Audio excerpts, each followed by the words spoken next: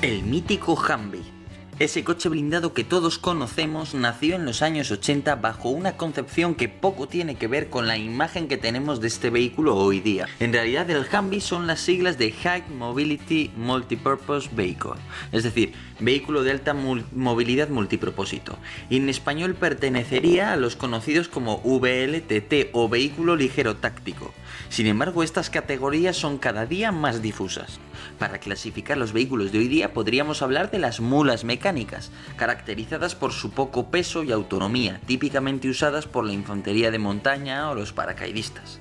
Después encontraríamos toda una gama de vehículos especiales particularmente ligeros y con ningún tipo de protección, como serían los quads o los buggies. Después encontraríamos los vehículos utilitarios, esto es, coches que no se usan en combate pero que siguen siendo muy importantes, como el Mercedes-Benz Clase G. A continuación ya entrarían los VLTT, a menudo jeeps de 4 ruedas no blindados y diseñados para un amplio abanico de misiones, pudiendo montar ametralladoras, portar heridos, realizar el reconocimiento. Se supone que en esta categoría estaba originalmente el Humvee. Sin embargo, las guerras en Oriente Medio y el uso masivo de trampas explosivas obligaron al desarrollo del VLTT hacia modelos cada vez más pesados, dando lugar a una nueva gama de vehículos entre los que podríamos incluir las versiones más protegidas de los Humvee, aparecidas en los últimos años. En los tiempos de la motorización de los ejércitos, entre los años 30 y los años 70, la mayor parte de las fuerzas armadas del mundo dependía de los vehículos de tipo Jeep. Se trata de coches de 4 ruedas todoterreno y diseñados para ser simples, baratos y robustos. Auténticas mulas modernas. Estados Unidos no era una excepción. De hecho, los famosos Jeep Willys y sus antecesores espirituales, los M151, han estado en servicio hasta los años 90 en Estados Unidos y siguen en uso en medio mundo. En los años 80, Estados Unidos quería sustituir al M151 y a otros vehículos que desempeñaban el rol de la furgoneta, entre comillas, del campo de batalla, con varias funciones, de ahí que sea un vehículo multipropósito. El Humvee venía a cubrir el nicho entre los camiones logísticos, los coches civiles y los blindados. Vale, en la guerra moderna, si tenemos que clasificar las fuerzas, vamos a decir que hay 3 tipos, ¿vale? De una forma un poco grosso modo. Primero tendríamos las pesadas, que son los tanques, los vehículos de combate e infantería, que normalmente para su transporte requieren de vías de tren si las hubiere y estuvieran preparadas para llevarlos, o sobre todo, normalmente, de barcos. Claro, los barcos pueden tardar varios días en llegar a su destino, entonces estas son fuerzas pesadas, caras, la cadena y la oruga, digamos, es mucho más cara de mantener que las ruedas, por tanto son fuerzas caras que son más lentas de desplegar, pero que son mucho más poderosas que cualquier otra. Después tendríamos las medias. Las medias pues han surgido sobre todo a partir del siglo XXI, de los años 90, que básicamente tendrían como epicentro, como plataforma central, los blindados sobre ruedas, pero los grandes blindados sobre ruedas, no un coche blindado. Es decir, esos vehículos 6x6, 8x8, el Piranha, el LAF, el BTR-80, vehículos de este tipo, ¿vale? Esos serían los medios. Son un punto intermedio entre los más ligeros y los más pesados. Y luego las fuerzas ligeras, las que normalmente se emplean para un despliegue más rápido. Tengo una crisis en Libia, tengo que enviar paracaidistas para asegurar un aeropuerto y evacuar a mis civiles. Pues rápidamente puedo enviar unos aviones y me pueden transportar Humvees, porque tanques, hay muy pocos aviones en el mundo listos, preparados para transportar tanques, y aunque puedan, suelen transportar muy poquitos. Entonces, lo que se lleva es vehículos como el Humvee. Ahí es donde entra esta gama de vehículos en general, más ligeros, más desplegables. A veces es más importante tener una fuerza pequeña en el momento y lugar adecuados que tener una fuerza mucho mayor a destiempo y en el lugar inadecuado. Puesto que el Humvee debía sustituir al M151, se esperaba de él que lo superara en todo. Mayor grado de seguridad en la conducción, mayor velocidad, mejor capacidad de vadeo de cursos de agua, mejor movimiento campo a través, superar pendientes de hasta 60 grados, un mantenimiento simple. El diseño final dio lugar a un vehículo de unas 2,5 toneladas, mucho mayor que el M151, pero con capacidad para cargar con otras 2 toneladas. un diseño altamente modular que se podía adaptar fácilmente y hasta un sistema de automonitorización del mantenimiento para permitir a los mecánicos identificar y reparar rápidamente cualquier avería, ahorrando así mucho dinero y aumentando la operatividad del vehículo. Bueno, pues el Humvee básicamente es un Lego, ¿no? Es decir, es un vehículo al que se le pueden poner y quitar muchas piezas. Lo básico de este vehículo realmente es la cabina del conductor, el motor, la transmisión y la suspensión. Todo lo demás son elementos de quita y pon, ¿no? Al Humvee se le puede hacer descapotable, se le puede poner luego una lona a modo de techo y de pared, o sea, de pared de puertas. Se le pueden, bueno, pues hacer mil y una cosas, porque realmente está muy bien pensado para eso. Pensad que, por ejemplo, también su anchura, que si no recuerdo mal son unos 5 metros, por eso es tan ancho el vehículo, es para seguir a los tanques. Quien no haya visto un tanque a través de fuera, conduciendo fuera de carretera, lo que verás es que hunden la tierra a su alrededor y a los vehículos que van detrás a veces les cuesta seguirle. Pues el Humvee se diseñó ya para ser igual de ancho que el M1 Abrams y poder seguirle fuera de carretera. O sea, ved que está muy bien pensado el vehículo y obedece ese concepto de la modularidad que está tan en boga últimamente, pero que este vehículo en los 80 ya lo aplicaba. Desde el punto de vista de los consumos, de la logística, el motor, pues bueno, es un motor majo, es potente, es, digámoslo así, muy americano, simple, se puede arreglar con relativa facilidad, muy mecánico. Y además ya tiene ese sistema de autotest que permite identificar averías mecánicas, lo cual para un vehículo de los 80 está muy bien. Su capacidad de carga podía ser de 2 o más toneladas realmente, es decir, lo mismo que el Toyota Hilux más moderno hoy día. Lo que pasa, eso sí, a costa de un consumo enorme de combustible, ya que estaríamos hablando de unos 23 litros a los 100 kilómetros. Por tanto, como veis, pues es una cifra verdaderamente muy elevada. Desde el punto de vista de las economías de escala y la modularidad del diseño, el Humvee marcó un antes y un después, ya que en los años 80 fue pionero al exigir unas características que solo han empezado a ser típicas de este tipo de contratos unos 20 años después. Pensemos que de entrada se concibió que el Humvee sería un vehículo adaptable, con un gran espacio para futuras mejoras y una gama amplísima de variantes, con misiles antitanque TOW, estaciones de armas, ambulancia, comunicaciones, defensa aérea, portarradares, etc. Y lo más importante, a posteriori la versatilidad del Humvee se demostró al tener que adaptarse a versiones imprevistas, por ejemplo el UAH, Up Armored Humvee, que llegó a las 6 toneladas de peso en comparación con las 3,5 toneladas iniciales, el prototipo láser, el de limpieza de minas o incluso la versión de ambulancia que sigue en fabricación para Estados Unidos. Otro tema importante era la logística. Los modelos originales de Humvee podían ser helitransportados fácilmente. De hecho, los helicópteros Chinook y Stallion podían llevar hasta 2 Humvees a la vez, mientras que los Black Hawk podían llevar a uno. Sin embargo, las últimas mejoras y el añadido de protección y blindaje en los últimos modelos impiden precisamente que se lleven tantos Humvee en un solo helicóptero. De cualquier manera, el peso de estos vehículos les hacía idóneos para las unidades más ligeras y el despliegue rápido, tropas de desembarco, fuerzas aerotransportadas, unidades de montaña, ya que podían llegar en masa solo a base de aviones y helicópteros, mientras que los tanques u otros blindados normalmente necesitaban del lento transporte marítimo. Ahora bien, el Humvee tenía el defecto de no tener blindaje. El problema de no tener blindaje devenía de su filosofía de diseño original que bebía, como ya hemos dicho, de los Jeep, que no poseen este tipo de protección. Y es que los Jeep venían de unos tiempos en los que los países y sus políticos podían soportar un gran número de bajas, en parte debido a que no consumía mucho tiempo formar a los reservistas que conformaban los ejércitos. Sin embargo, con la profesionalización, en particular de Estados Unidos tras la guerra de Vietnam, los soldados pasaron a ser profesionales cuyo adiestramiento exigía mucho más tiempo y dinero que el de los soldados de la Segunda Guerra Mundial. Así que debido a los costes políticos y al coste de formar a un soldado, se volvía necesario proteger esa inversión mediante vehículos también mucho más protegidos. El Humvee realmente va a ir mejorando al albur de las batallas y de los acontecimientos. La versión que más va a cambiar es la más pensada, digamos, para el combate, entre comillas, ¿no?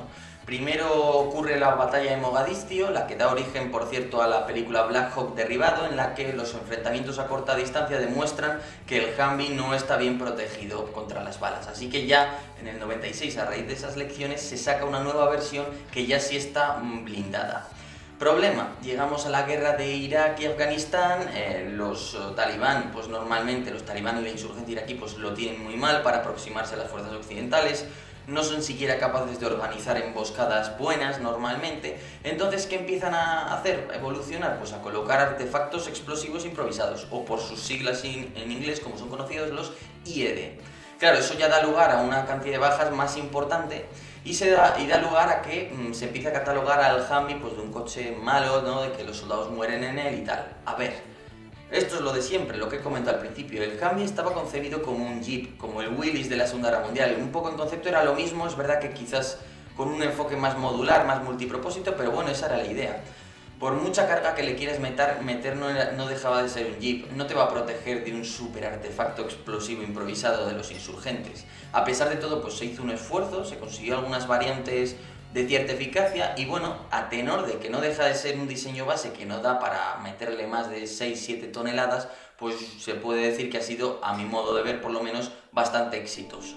Ya si quieres una protección total contra minas y tal, pues lo que se hace es, como se ha hecho hoy hasta hace poco, es producir un vehículo que se llama MRAP, que pesa 20 y pico toneladas, que es mucho más grande, por supuesto. Aunque ahora se está tendiendo otra vez a un punto intermedio entre el coche blindado tipo Humvee y el MRAP, que sería el JLTV que va a sustituir al Humvee en el ejército americano.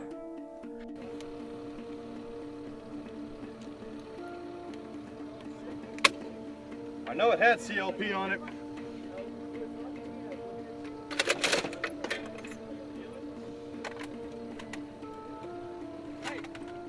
Yes. Pull that box over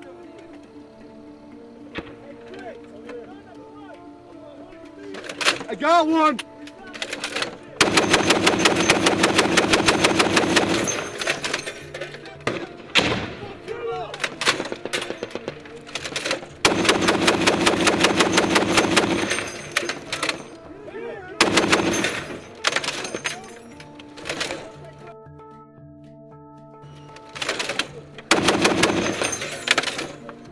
Pero conozcamos algunos de los enfrentamientos en los que el Humvee fue clave. Pero su primer uso masivo fue en la Guerra del Golfo de 1991, donde tuvo un papel importante sobre todo en la fase defensiva de la guerra, la menos conocida, cuando llegaron en las primeras oleadas de la 101 y la 82 División Aerotransportada para crear una fuerza interpuesta entre Kuwait y Arabia Saudita e impedir que Irak avanzara hacia este último.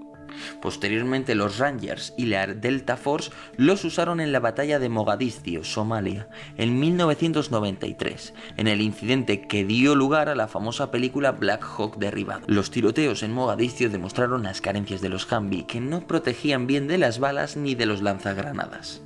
Tras aquel desastre apareció la nueva versión, que contaba con blindaje y protección contra las balas, incluso en los cristales. Pero fue la insurgencia de Irak y Afganistán las que pusieron de relieve la incapacidad del Humvee.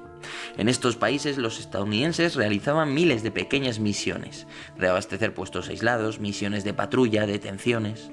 Los tanques o blindados de varias ruedas eran caros, no podían moverse por las calles estrechas, su operatividad inferior a los Humvee y su número insuficiente para cubrir las necesidades. De ahí el uso extensivo que se le daba a los Humvee. Sin embargo, la contrapartida de estos coches era su escaso blindaje, no tanto ante las balas, que también, pero sobre todo contra los famosos IED, que básicamente son explosivos caseros que detonaban de diversas formas y por lo general destrozaban a los Humvee y mataban a sus ocupantes. Ante esta tesitura, los soldados empezaron a hacer apaños en sus vehículos, les añadían planchas de metal, sacos terreros y el propio US Army llegó a publicar un manual de protecciones improvisadas. Naturalmente, en ese mismo momento se empezó a desarrollar una nueva versión del vehículo que hoy domina nuestra idea y el imaginario popular de este vehículo, la versión UPH. Up Armored Humvee. La UPH estaba dotada de cierta protección contra los IED y tenía una transmisión reforzada para poder lidiar con el mucho mayor peso. Sin embargo, por mucho que se quisiera, el Humvee era lo que era, un jeep con esteroides, así que nunca sería capaz de ofrecer una gran protección contra los artefactos explosivos improvisados.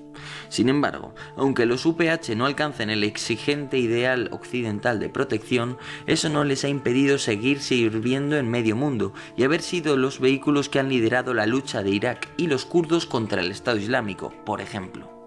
El Humvee sirve en masa en medio mundo.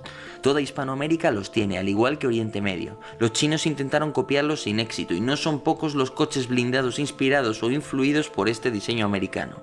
Sin ir más lejos, en España tenemos el Uro BAMTAC. BAMTAC significa vehículo de alta movilidad táctica, que ha sufrido una evolución paralela al Humvee sin ser en ningún caso una copia, aunque pudiendo estar inspirado por los mismos principios en la filosofía de uso.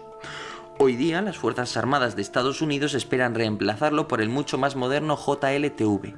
Sin embargo, este último no va a conseguir reemplazar a todos los Humvee, ya que su precio es muy elevado, hasta el punto de que el ejército de Estados Unidos prevé mantener en servicio la versión de ambulancia de estos vehículos.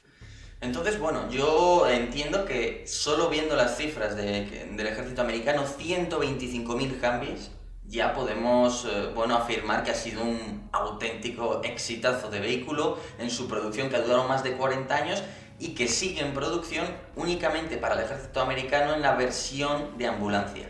Muchos otros ejércitos del mundo lo siguen utilizando. El español no sé si aún quedan en la infantería marina, en Hispanoamérica todos los ejércitos, en Oriente Medio también, es decir, es un vehículo muy popular en todo el mundo. Teniendo en cuenta que se diseñó en los 80, con el propósito de ser un vehículo multipropósito, un tipo coche blindado o jeep, pues bueno, yo pienso que ha cumplido de sobra con lo que se le pedía. Es verdad que hoy día se buscan unos estándares de mayor protección para el soldado, porque el soldado es una inversión mucho más cara que en el pasado. El soldado profesional de hoy día lleva mucho más tiempo de formar que el recluta de la Segunda Guerra Mundial, y porque las sociedades pues aceptan muchas menos bajas y por tanto pues buscan vehículos cada vez más protegidos. Los políticos, para evitar precisamente esos costes políticos, pues invierten más en vehículos más blindados y que ofrezcan una protección pues que el Humvee nunca va a poder ofrecer por su propio diseño de base. Pero por lo demás yo entiendo que es muy útil. Y además provee de algunas de sus variantes van a seguir en servicio mucho tiempo. Por ejemplo, la de defensa aérea cercana, el Avenger, quizás ya está muy limitado, sobre todo contra la guerra, contra enjambres, flotas de drones y tal, pues va a tener muchos problemas y deberá ser mejorado y algún día será sustituido. Pero por ahora, desde un punto de vista más de guerra convencional, va a seguir ahí.